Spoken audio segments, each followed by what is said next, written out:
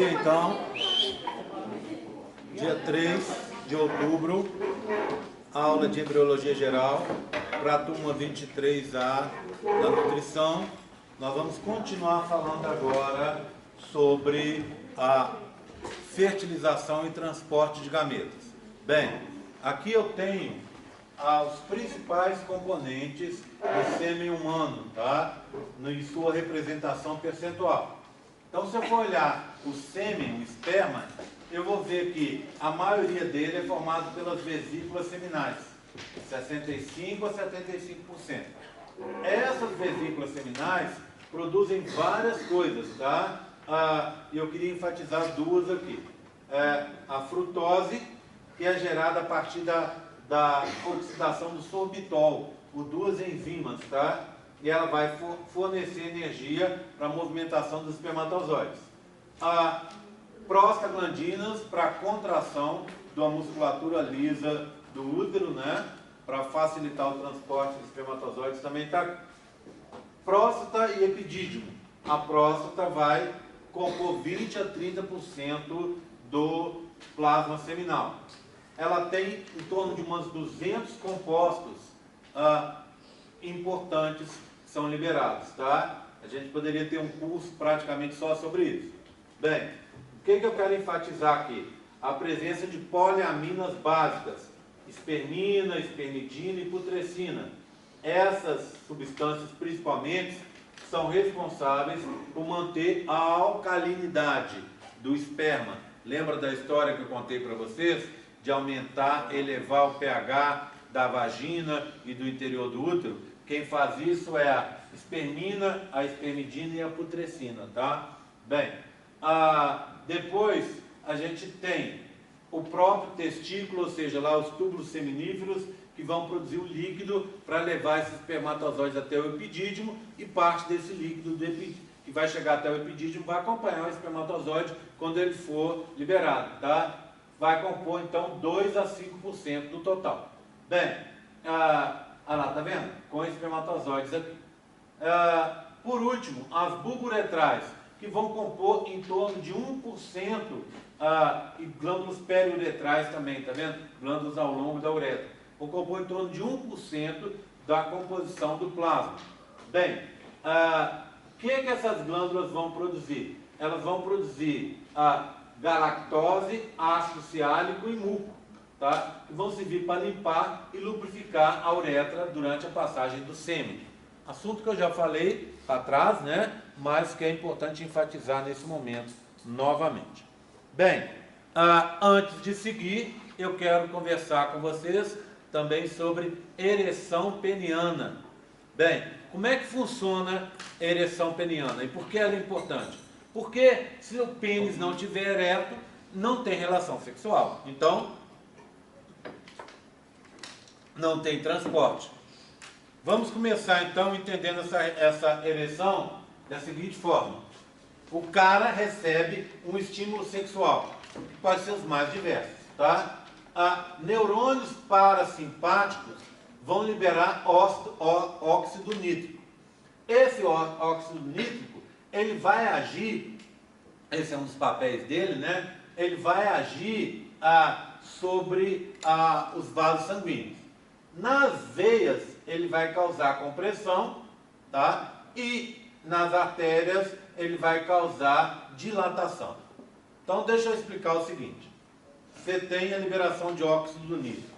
O sangue está chegando no pênis. Esse sangue chega no pênis por artérias, não é isso? Essas artérias vão se distender e vai entrar mais sangue lá naquela região que vocês conhecem, que são os corpos cavernosos. Então eles vão se encher de sangue. Do lado de fora, eu vou mostrar no modelinho aqui para vocês, você tem as veias, que estão retirando o sangue do corpo cavernoso e levando para o corpo da pessoa, tirando do pênis, né? Esses vasos, a disposição deles é a seguinte: eles ficam do lado de fora e ficam espremidos contra uma cápsula que tem de cartilagem do lado de fora do pênis. Então você tem aquela pele, por baixo da pele você tem uma cartilagem, uma cápsula de colágeno, tá? Desculpa, onde eu falei cartilagem, leia-se colágeno, tá? Então, fica preso, eles ficam logo abaixo dessa cápsula de colágeno. Quando a parte de dentro enche de sangue, essa parte que vai retirar o sangue do pênis, as veias, elas ficam comprimidas contra a cápsula. E aí elas vão ter dificuldade para retirar esse sangue do pênis. Então, o sangue permanece mais tempo no pênis. E a ereção é resultado do acúmulo de sangue no interior do pênis, tá? Então, você tem 3 momentos. Quando está entrando sangue no pênis, está entrando mais do que saindo. Então, ele vai ficar ereto. Quando ele está em ereção, a quantidade que sai é equivalente, basicamente, à quantidade que entra. E quando o pênis vai deixar de ficar ereto e ficar flácido, a quantidade que sai é maior do que entra, tá? Então, a liberação de óxido nítrico comprime as veias, né, e dilata as artérias. Quando comprime as veias contra aquela cápsula de cartilagem de novo, aquela cápsula de colágeno, tá? Essas veias vão ter resistência para a saída do sangue. E o sangue vai ficar retido no corpo cavernoso. Quando dilata as artérias, há um acúmulo de sangue no corpo cavernoso, aumentando a pressão desse corpo e levando à ereção. Tudo bem? Tranquilo? Entenderam? Eu tenho um outro modelinho para mostrar aqui para vocês, na verdade uma figura, tá? Para mostrar para vocês aqui, ó. E aí a gente já dá uma olhada nessa figura e depois volta no slide anterior. Então, são esses modelinhos aqui, ó. Vê bem. Esse aqui, ó, é o corpo esponjoso, o amarelo mais forte, e aqui seria a uretra no interior dele. Esses são os corpos cavernosos, tá vendo? E do lado de fora aqui, você teria essa cápsula de colágeno, tá aqui, certo? E depois a pele. Vê bem, o sangue está entrando no pênis por essas artérias aqui. Então ele vai entrando e vai enchendo esses espaços aqui, né? Ele passa por artérias, por arteríolas, que depois viram capilares sinusoides. Sinusoides são aqueles capilares que deixam o sangue entrar e sair com facilidade. Então o sangue vaza por aqui e vai encher esses capilares, vai encher esses espaços, tá vendo? Vão ficar cheios de sangue. E o pênis fica ereto. Quando ele fica ereto, esses vasos aqui, ó, que tem essa configuração diferente, tá vendo? São em volta do pênis assim, eles ficam presos contra a cápsula. São veias, ficam azuis aqui. Ao ficar preso contra a cápsula, o sangue tem dificuldade para sair. Tudo bem? Tranquilo? Bem, então, esse é o mecanismo, tá? Olha os vasos que eu contei para vocês, eles ficam em volta, tá vendo? Né? Ficam aqui, ó, são os azuizinhos, tá? E o outro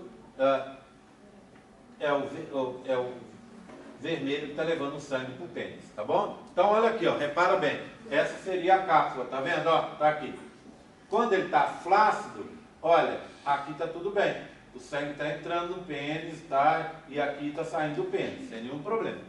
Quando ele fica ereto, esses vasos que vão levar o sangue, que vão retirar o sangue do pênis, eles ficam presos, né? Ficam presos dentro da cápsula, por essa cápsula que está impedindo ali fisicamente o processo, e aí acaba o sangue ficando retido por mais tempo. Bem, agora sim, como é que funciona o tal do Viagra? Toda vez que a gente fala de ereção, a gente pensa no Viagra. A história do Viagra é interessante, porque o Viagra foi descoberto, por acaso, por pesquisas do laboratório Pfizer, que é o principal laboratório farmacêutico do mundo, né, o maior, ou que ganha mais dinheiro.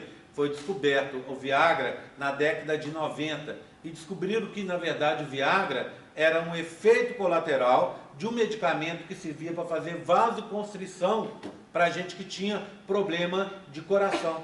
Então ele contraiu, tinha um coração fraco, o sangue tinha dificuldade para chegar no coração, e aí ele fazia vasoconstrição e conseguia empurrar esse sangue para frente. Quando descobriram que alguns pacientes estavam reportando efeitos colaterais que eram ereção, eles resolveram investigar e acabou sendo criado o Viagra. Hoje tem muitos concorrentes, né? Tem o Cialis, Levitra, Espedra e tem outros por aí, tá? Bem, trata da disfunção erétil, O que é disfunção erétil? É o cara que tem ereção, mas não consegue manter a ereção. Então, o cara tem tudo funcionando para ocorrer a ereção, igual vocês viram. Só que essa ereção começa e logo em seguida ela para. E o Viagra vem para isso, para justamente deixar essa ereção por mais tempo. Porque às vezes o cara não consegue manter, não consegue nem ter uma ereção completa e aí acaba não conseguindo ejacular e fica infértil. Bem, como é que funciona? Aqui tem o processo da ereção, a parte bioquímica dele um pouco mais esmiuçada para a gente entender como funciona o Viagra. O Viagra age aqui, ó. Viagra, ele é citrato de sildenafila, que é o nome farmacológico do Viagra. Então ele é sildenafila, tá? Que é o nome dele, que é o primeiro princípio usado nesses outros aqui. Bem, ele age, o sildenafila, ela age exatamente aqui, ó, numa enzima que é a fosfodiesterase 5, PDE5, tá vendo? PDE5, fosfodiesterase 5. Bem, o que essa fosfodiesterase 5 faz? Ela vai ser inibida, tá? Ela vai ser inibida. Normalmente, o que ela faz? Ela vai pegar e vai lembrar a história, olha, estímulo sexual nas terminações nervosas, produz óxido nítrico, tá? O óxido nítrico, ele vai transformar um mensageiro intracelular, a guanosina trifosfato, GTP, em guanosina monofosfato cíclico, tá vendo? GMC cíclico, tá vendo? Ok? Então, o que ela faz? Essa enzima, guanilato ciclase, que transforma. E essa guanosina que ela vai intermediar o processo de ereção. Tá? Tudo bem? Essa cíclica aqui. Só que vem a fosfodiesterase e quebra essa cíclica numa forma inativa, tá vendo? GMP deixa de ser cíclico e vira só GMP, tá vendo? Ó, GMP cíclico, o Czinho aqui. Quando vem essa fosfodiesterase, ela tira a forma cíclica dele, ele vira só GMP, inativo, portanto. E aí a ereção termina. Tá? Ok? Tudo bem? Bem, o que faz esse GMP cíclico? Esse GMP cíclico, ele vai fazer o relaxamento da musculatura do corpo cavernoso. Que é uma coisa que eu nem falei ainda, né? Então, quando relaxa a musculatura, o que vai acontecer? Vai entrar sangue no pênis, tá? O sangue vai entrar e vai levar a ereção, certo? Então, imagina, você tem o óxido nítrico aqui. O óxido nítrico faz interno nas células a transformação do GTP em GMP cíclico, tá? Que é a forma ativa. Entra cálcio e a musculatura do corpo cavernoso fica relaxada. Aí entra sangue no pênis da ereção. O que acontece? Isso não dura muito tempo. Então, daqui a pouco, o GMP cíclico é destruído pela fosfodiesterase e forma GMP inativo. Tá? E a ereção vai acabar. A musculatura deixa de estar relaxada e vai deixar de entrar o sangue no pênis. Então, o sildenafil, o que ele faz? A sildenafila, ela vai inativar essa enzima que faz essa transformação. Como inativa essa enzima, o GMP cíclico, que é responsável pelo relaxamento dos músculos do pênis, né, ele vai estar ativo por mais tempo. E ficando ativo por mais tempo, vai entrar mais sangue no pênis por mais tempo. Tá? E aí esse sangue vai deixar o pênis ereto. Tá? Então foi isso que eles descobriram. Na realidade, para ser sincero, descobriram sem querer. E, na realidade, para ser mais sincero ainda, eles só descobriram depois. Porque os pacientes reportaram o efeito colateral e eles falaram, opa, então vamos estudar isso aqui. E, só para vocês terem uma ideia, grande parte do sucesso da Pfizer atual se deve a esse medicamento. A riqueza deles se deve a esse medicamento, o principal medicamento que foi vendido por eles por muitos e muitos anos, até que a patente fosse quebrada e até que aparecessem os outros concorrentes, que alguns não agem exatamente do mesmo jeito, mas fazem a mesma coisa. Descobriram esse veio de ouro, né? E se tornaram mais ricos ainda do que já eram. Tudo bem? Tranquilo? Bem, oi. O Tadalafila é diferente do Sildenafila? Oi? O Tadalafila é diferente do Sildenafila? Não, é o mesmo. Eu acho que sim. Tá? Ok? Tá, vamos seguir então? Bem, só uma coisa que eu preciso falar. Viagra não é medicamento para tomar de forma recreativa. O que eu quero dizer de forma recreativa? É uma pessoa que não tem problema de disfunção erétil tomar Viagra. Por quê? Porque o Viagra, conforme eu disse, tem efeitos, outros efeitos. Quais são? Contrair os vasos do corpo. Tá? E se o cara já tem uma placa de ateroma, está com o vaso meio tampado, quando contrai, ele pode ter um ataque cardíaco, um AVC, etc. Pode morrer por causa disso. Mesmo que seja jovem.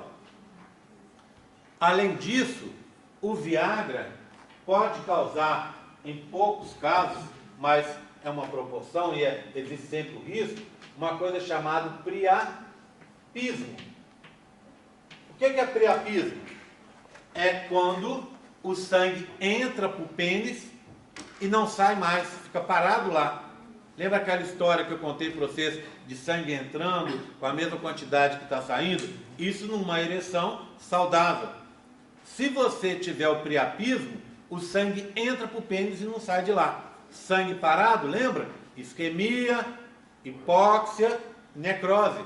Se você deixar, você perde o pênis. Então, o que você deve fazer num caso desse? Correr e tomar uma injeção de histamina para ocorrer novamente o fluxo de sangue ali. Então, você tem que tomar uma injeção de histamina ali no pênis. Nem sempre no lugar que você está, você tem condição de fazer isso, tá? Então, é um risco que você não deve tomar. É um medicamento importante? Que foi extremamente importante para a sexualidade humana? Sim, tá? Resolveu muitos problemas. Mas, como todo medicamento, deve ser tomado só sob prescrição médica. Apesar que se você chegar na farmácia, você compra, né? E não deveria ser assim. Bem, tranquilo. Continuando então. Agora eu quero falar sobre coagulação do sêmen.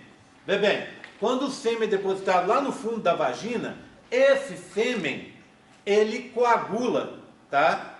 Essa coagulação do sangue é uma herança que veio lá dos nossos antepassados. Por exemplo, macaco coagula o sêmen, certo? A coagulação do sêmen no macaco tem uma função. Em nós, a função é diferente, eu vou explicar isso para vocês. Vamos começar com o macaquinho. Macacos vivem em bandos. Aqui está cheio de macaquinhos de micos aqui. Vivem em bando. O bando tem sempre um líder, que é um macaco que a gente chama macaco alfa. O macaco alfa é o macaco mais forte e lidera o bando. Ele, como líder, ele tem algumas vantagens em relação aos outros. Por exemplo, ele é o primeiro a se alimentar. Tá? Quando a fêmea está no cio, ele tem prioridade para ter relação, copular com ela, ter relação sexual com a fêmea. Só depois que os outros macacos vão poder copular com essa fêmea. Tá? Bem, quando o macaco copula com a fêmea, ele produz um sêmen que é diferente do nosso. É em grande quantidade, muito maior do que a nossa, e esse sêmen no interior da vagina, ele faz um tampão, ele endurece e faz um tampão. A parte de dentro voltada para o útero vai se desfazendo aos poucos, e a parte de fora faz um tampão, um plug, né, que vai impedir a entrada de outro pênis ali. Em alguns casos ele até permite a entrada, mas por outro lado não permite que o sêmen que é depositado depois alcance o útero, né? Então, em outras palavras, como o macaco alfa ele tem prioridade para copular com as fêmeas, a maioria dos filhotes que nascem tem o sangue dele, a genética dele. Se ele é um macaco líder por vários atributos, a maioria dos filhos vão ter os mesmos atributos dele. Bem, eu sou um macaco que não sou alfa. Estou ali no banco. O que eu faço? Eu viro um macaco Ricardão. O que o macaco Ricardão faz? Ele fica com as fêmeas. Ele cuida das fêmeas, ele ajuda as fêmeas, ele carrega os filhotes, ele protege os filhotes. Tá? E quando a fêmea está no cio, como ele está mais perto da fêmea, ele olha para um lado, olha para o outro e ele que copula com a fêmea primeiro. Tá? E se ele copular com a fêmea primeiro, o material genético que vai é dele e não do alfa. Concorda comigo? Tá? Bem, claro que nem ele nem o alfa sabem disso, mas ele fica esperando o estro, o cio da fêmea, e quando vem, se ele está ali perto e o alfa não está ali para dar umas bordoadas nele, ele transa primeiro com ela. Bem, aí ele olha o filhotinho e pensa assim, esse filhote é meu, esse alfa é bobo, mas aquele filhote ali é meu, vou ajudar a cuidar. O alfa que veio e transou com ela depois, nesse caso, também olha o filhote e fala, esse filhote é meu, vou ajudar a cuidar. Quando o alfa transa primeiro, o macaco que não é alfa também transa com ela, porque a fêmea não é boba nem nada, ela quer ajudantes, ela precisa da proteção dos outros machos. Além disso, se ela não deixar um outro macho, mesmo que ele não seja alfa, transar com ela, ele bate nela e machuca ela. Então, ela deixa ele copular com ela, ela deixa todos os macacos copular com ela, mas dando prioridade para o macaco alfa. Resultado, o outro macaco que copula com ela depois, não sendo o alfa, né? Ele copula com ela depois, ele acha que aquele filhote é dele. E aí ela consegue manter uma coesão social. Todo mundo acha que o filhote é dele e aí todo mundo fica feliz. E o macaco depende muito de quem transa primeiro com ela, quem copula com ela primeiro. Na maioria dos casos é o alfa, mas pode não ser. Entenderam? Tá? Bem, então tem esse plug, essa quantidade grande de sêmen que é colocado lá. Esse sêmen faz um tampão, ele endurece. No nosso caso também, o sêmen ao ser ejaculado, os meninos sabem disso, quando você ejacula, o sêmen vem líquido, senão ele nem sairia. Mas alguns minutos depois, ele começa a se endurecer, a coagular. Tá? Ele vai endurecer e depois de algum tempo, alguns minutos, vários minutos depois, ele começa a se liquefazer. Tá? Bem, obviamente no nosso caso, não é para proteção de um outro ser humano que teria uma relação sexual com a nossa parceira, não é para isso. Tá? Mas então para que serviria esse tampão que chegou até a gente? Muito provavelmente esse tampão permite a liberação do esperma aos pouquinhos para dentro do útero. E qual que é a vantagem de você liberar o esperma aos pouquinhos? Toda vez que você libera um pouquinho de esperma, a acidez do interior da vagina e do canal cervical ali, ela se eleva, a basicidade se eleva, a alcalinidade se eleva. Ali é ácido, não é? Tem um pH de 3,5, 4, bem ácido, para proteger a menina contra micro-organismos patogênicos, certo? Acaba como efeito colateral matando os espermatozoides também. Lembra dos 250 milhões e depois dos 100 mil? Por que tem essa diferença? Porque a maioria dos espermatozoides morrem ao atravessar esse canal cervical, que é extremamente ácido. Tá? Bem, então vê bem, toda vez que sai um grupo de espermatozoides, uma parte desse tampãozinho que fica lá no fundo da vagina, ele se desfaz, lá dentro você tem substâncias alcalinas que vieram da próstata. Aumenta-se a alcalinidade, que vai tender a chegar a 6,8, 7,2 e alguns espermatozoides podem entrar. Daqui a pouco, o pH começa a baixar de novo, vai ficando para ácido. Aí entra um outro grupo, ele sobe de novo. Então vai ficando ali por um tempo com o pH estabilizado próximo da neutralidade, permitindo com que pelo menos 100 mil espermatozoides consigam entrar. É uma proporção minúscula em relação ao que colocou ali, mas é uma área extremamente arriscada, que tem que ser assim mesmo. Por quê? Porque é uma área que protege a entrada do sistema genital feminino. Ela tem que ser muito bem protegida mesmo. Para entrar nessa festa aí, ó, desse salão de festas, né, que seria o útero, é só alguns privilegiados. Tudo bem? Tranquilo? Então, como é que funciona o processo? Funciona assim, eu tenho dois modelinhos, estão aqui. Esse aqui eu não passei ainda, eu vou passar para vocês, tá? Aqui. Pode olhar, chega no fundo, roda para lá, tá? Bem, eu tenho dois modelinhos, certo? Estão aqui, ó. Nesse modelinho aqui, cadê ele? Tá aqui. Nesse modelinho, eu tenho o esperma coagulado, tá? No tampão. E aqui eu tenho o esperma liquefeito, quando o tampão se desfaz.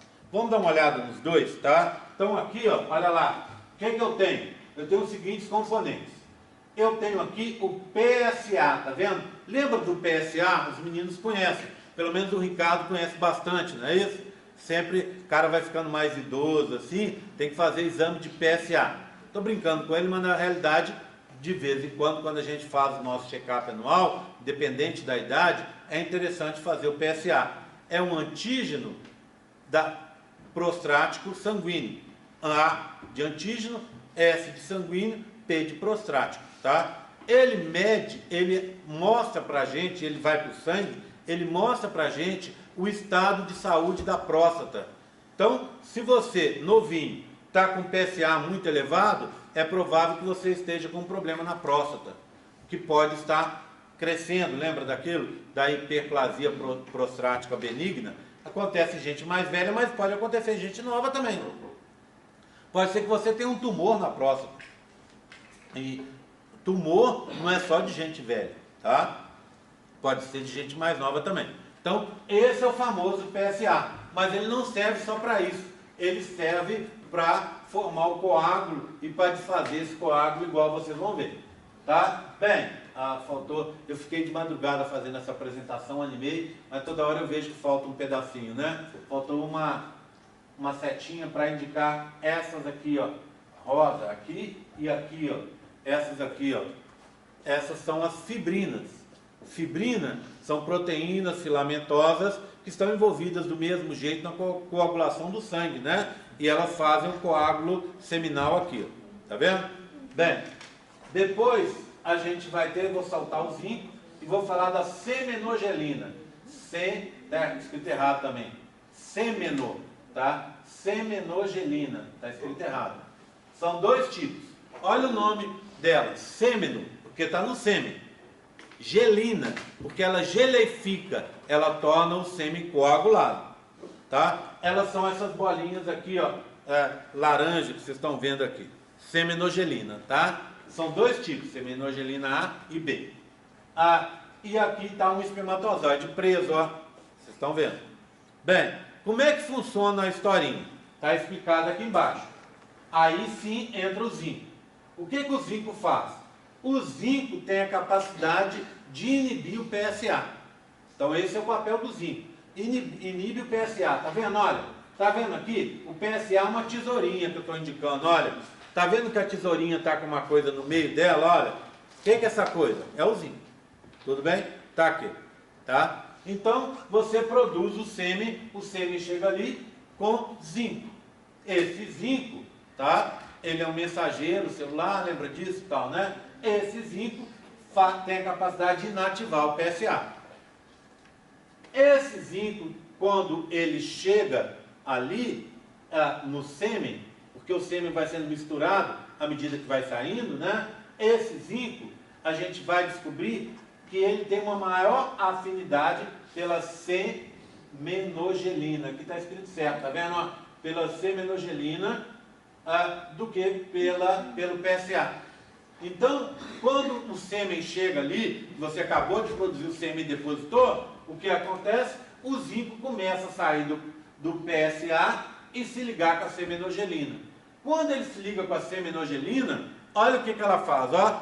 Ela começa a juntar as fibrinas e forma o coágulo. Tá vendo aqui uma fibrina? Essa fibrina ficou presa às outras pela semenogelina. Então, esse é o papel da semenogelina, formar o coágulo. Ela só fica ativa quando o zinco se liga a ela.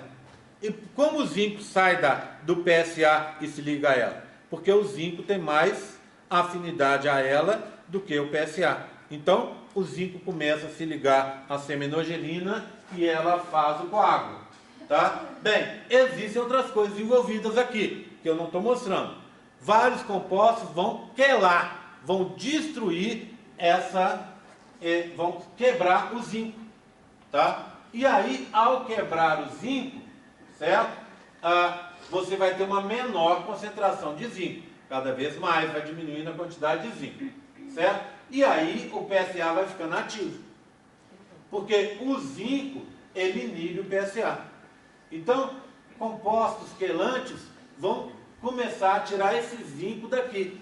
E ao tirar esse zinco daqui, tá? Ao tirar esse zinco daqui, deixa de se inibir o PSA e o PSA passa a ser ativo. O que o PSA ativo faz? Ele quebra a seminogelina. Então a gente vai ver aqui, ó. Vê bem, ó. Deixa eu mostrar. Olha quando vai ter a liquefação. Tá vendo? Olha o zinco soltinho aqui, ó. Tá vendo? Olha a seminogelina quebrada, está sendo quebrada. Quem está quebrando a seminogelina? É o PSA. Olha aqui, ó. Um PSA quebrando a seminogelina, partindo ela, tá vendo? Ao partir a seminogelina, quando o PSA quebra a seminogelina, ela solta a fibrina. E aí o tampão de coagulação, o tampão de coagulação seminal, ele deixa de existir. Entenderam? Então assim, ó, vem com zinco. O zinco chegou ali inativando o PSA. Aí o que acontece? Esse zinco larga o PSA e se liga à seminogelina. Ao se ligar à seminogelina, a seminogelina forma o tampão. Liga às fibrinas. Depois, outros compostos agem retirando esse zinco da circulação. Do tampão. Quando eles retiram o zinco, o que acontece? O PSA que era inibido pelo zinco, como vocês viram ali, passa a ficar ativo. O PSA vem e quebra a seminogelina. Quando quebra a seminogelina, o tampão se liquefaz e o espermatozoide pode entrar. Tá vendo? Olha o espermatozoide solto aqui. Aí ele vai poder entrar. Carol. É fibrilina mesmo? É fibrina. Tá? Onde está a fibrilina? Tem algum lugar escrito fibrilina? É fibrina, tá? Ok? Vou passar os dois para vocês verem. Tá? Bem, tem uns errinhos aqui que depois eu tenho que ir consertando. Conforme eu falei para vocês, eu fiz tarde da noite essa apresentação, arrumei e comecei com as ideias de arrumar e fui fazendo outras e outras coisas e aí acaba sempre tendo uma ou outra coisinha. Depois eu vou arrumar para vocês. Tudo bem? Tranquilo?